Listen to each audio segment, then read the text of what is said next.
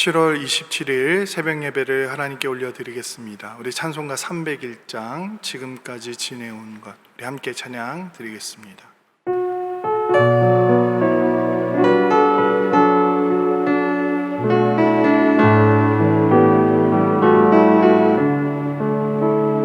지금까지 지내온 것 주의 크신 은혜라. 한이 없는 주의 사랑 어찌 이루 말하랴. 자나깨나 주의 손이 항상 살펴주시고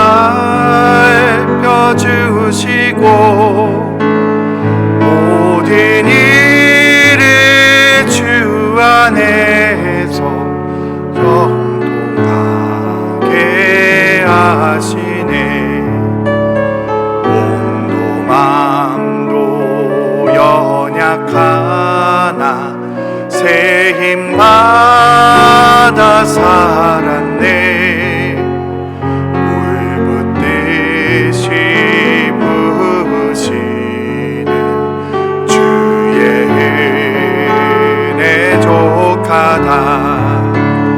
사랑 없는 거리에 나 험한 산길에 맬 때 주의 손을 굳게 잡고 찬송하며 가리라. 주님 다시 배올 날이 날로 날로 다가와 무거운 짐 주께 맡겨 벗을 날도 멀잖네. 나를 위해 예비하신 고향 집에 돌아가 아버지의 품 안에서 영원토록 살리라. 아멘. 하나님 오늘 저에게 주신 말씀은 로마서 3장 9절로 20절까지 말씀입니다. 우리 함께 한 목소리로 읽겠습니다. 그러면 어떠하냐? 우리는 나으냐? 결코 아니라. 유대인이나 헬라인이나 다 죄 아래에 있다고 우리가 이미 선언하였느니라. 기록된 바 의인은 없나니 하나도 없으며 깨닫는 자도 없고 하나님을 찾는 자도 없고 다 치우쳐 함께 무익하게 되고 선을 행하는 자는 없나니 하나도 없도다. 그들의 목구멍은 열린 무덤이요 그 혀로는 속임을 일삼으며 그 입술에는 독사의 독이 있고 그 입에는 저주와 악독이 가득하고 그 발은 피 흘리는데 빠른지라. 파멸과 고생이 그 길에 있어 평강의 길을 알지 못하였고 그들의 눈앞에 하나님을 두려워함이 없느니라 함과 같으니라. 우리가 알거니와 무릇 율법이 말하는 바는 율법 아래 있는 자들에게 말하는 것이니 이는 모든 입을 막고 온 세상으로 하나님의 심판 아래에 있게 하려 함이라. 그러므로 율법의 행위로 그의 앞에 의롭다 하심을 얻을 육체가 없나니 율법으로는 죄를 깨달음이니라. 아멘. 처음 저희가 로마서를 시작하고 나서 로마서 1장 17절 말씀을 로마서의 핵심이라고 그렇게 보았습니다. 믿음에서 믿음에 이르게 하는 것, 바로 그것이 로마서 전체의 핵심 구절이죠. 그리고 나서 1장 이후의 말씀을 보면 우리의 죄에 관해서 이야기하고 있습니다. 특별히 이방인의 죄에 관해서 먼저 설명을 하고 있습니다. 그리고 그것이 이방인만이 아니라 2장에 가서는 유대인 또한 그러한 죄인의 모습을 가지고 있다고 이야기합니다. 그래서 2장 첫 구절에서 다른 사람을 비판하지 말라라고 그렇게 이야기하는 것입니다. 바로 유대인을 향한 하나님의 말씀이죠. 그리고 3절 처음 구절에서 이렇게 반문합니다. 그런즉 유대인의 나음이 무엇이며 할례의 유익이 무엇이냐? 유대인들도 다르지 않다는 이야기입니다. 그런 것입니다. 이방인들도 죄인이고 유대인들도 죄인이라는 것입니다. 결국 10절에서 이야기하고 싶어 하는 것이 1장 후반절부터 3장 초반에 나오는 모든 구절을 다 합쳐놓은 것입니다. 10절 말씀이 무엇입니까? 기록된 바 의인은 없나니 하나도 없으며, 이것을 이야기하고 싶었던 것입니다. 바로 이방인들도 죄인이고 유대인들도 죄인이라는 이 사실을 말입니다. 이 세상에 의인이 하나도 없는 것입니다. 모든 사람이 다 죄인인 것이죠. 나는 너보다 낫다고 생각할 수가 없다는 것입니다. 그런데 이 말씀은 다시 로마서의 핵심 구절인 이 1장 17절 말씀과 연결됩니다. 1장 17절 말씀을 보면 그 후반절에 하박국의 말씀을 인용합니다. 이렇게 이야기하죠. 오직 의인은 믿음으로 말미암아 살리라 함과 같으니라.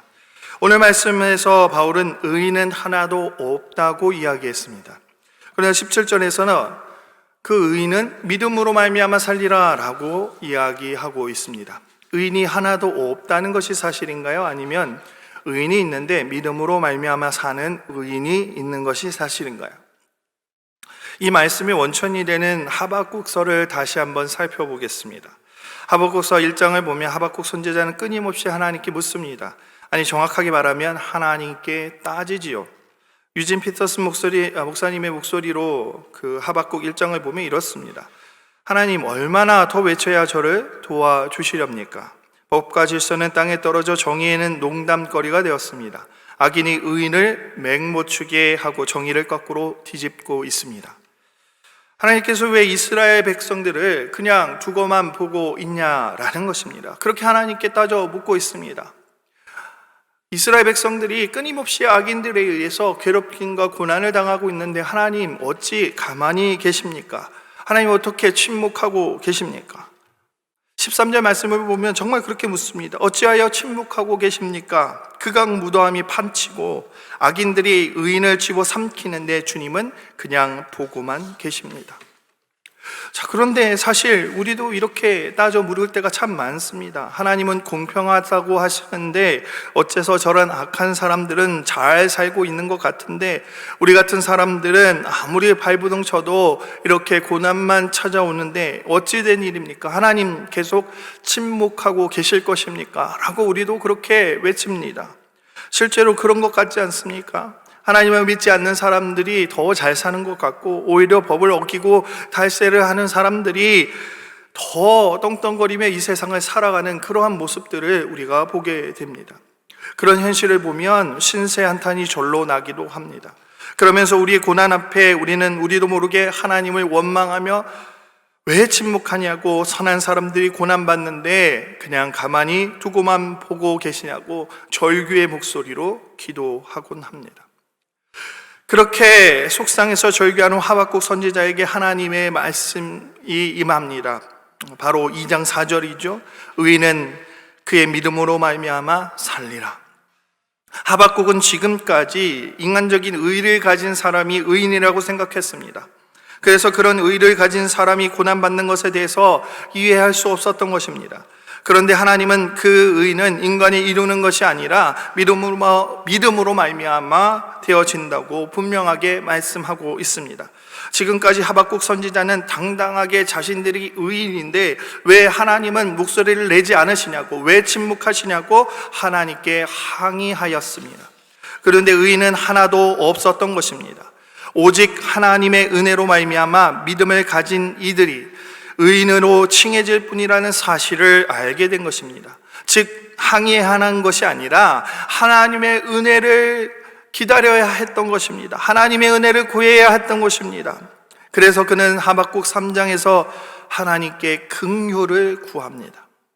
부흥의 가사가 되는 그 구절이죠. 주는 주의 일을 이 수년 내에 부응하게 하옵소서. 이 수년 내에 나타내시옵소서. 진노 중이라도 긍휼을 잊지 마옵소서. 그의 말투가 바뀌었습니다. 항의하던 그는 이제 하나님께 은혜를 구합니다. 긍휼을 구하는 것입니다. 사도 바울은 로마에 있는 유대 기독교인들이 이러한 마음을 가지기를 원했습니다.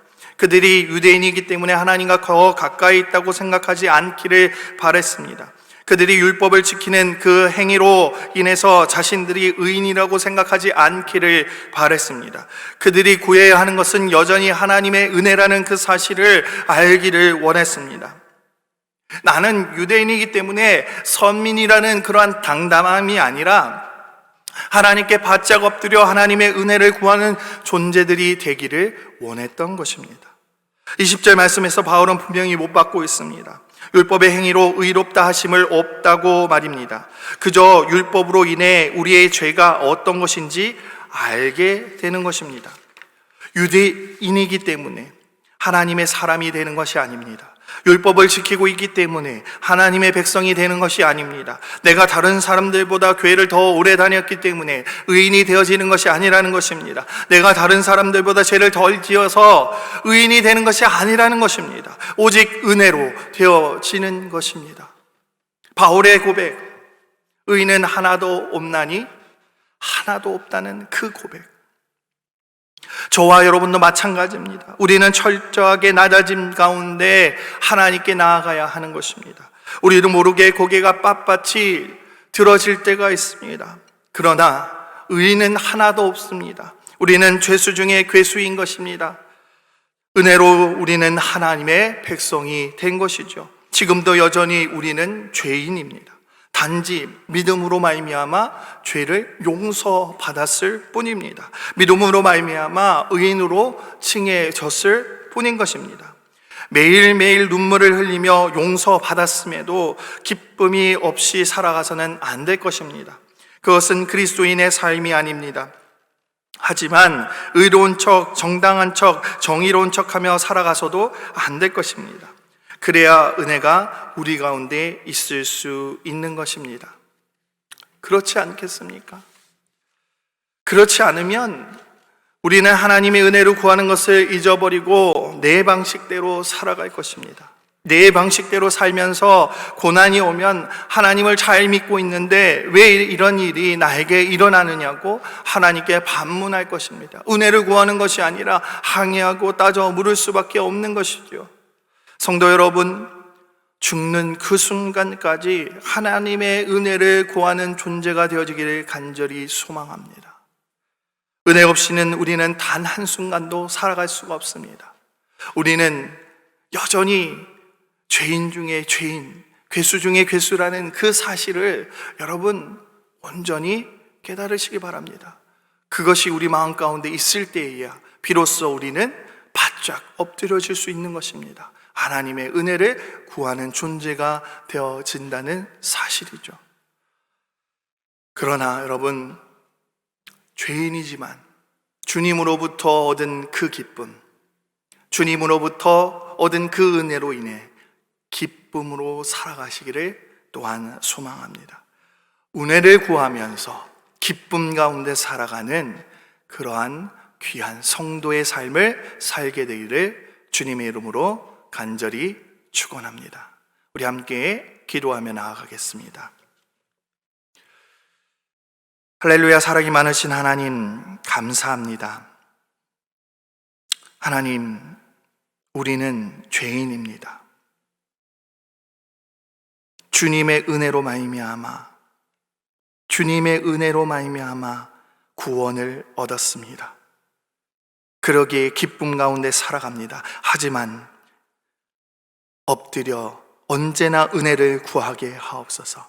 내가 여전히 죄의 모습 가운데 있음을 깨닫고 하나님 앞에 온전히 은혜를 구하며 믿음으로 주님께 나아가게 하옵소서.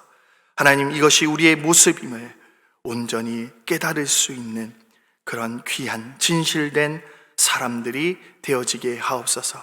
코로나 시대에 너무나 어려움 가운데 우리의 현실이 있습니다. 그러나 주님, 이 현실 가운데 주님을 원망만 하는 것이 아니라 주님의 은혜를 구하며 우리의 모습을 온전히 깨닫게 하옵소서. 주님, 주님의 은혜를 구합니다. 우리의 모든 삶 가운데 하나님 함께하여 주시고, 특별히 우리 만나의 모든 성도들의 가정 가운데 하나님 함께하여 주셔서 은혜를 내려 주시옵소서. 주님의 은혜를 구하며 이 시간 온전히 주님께 나아갑니다. 감사합니다. 예수 그리스도 이름으로 기도드립니다.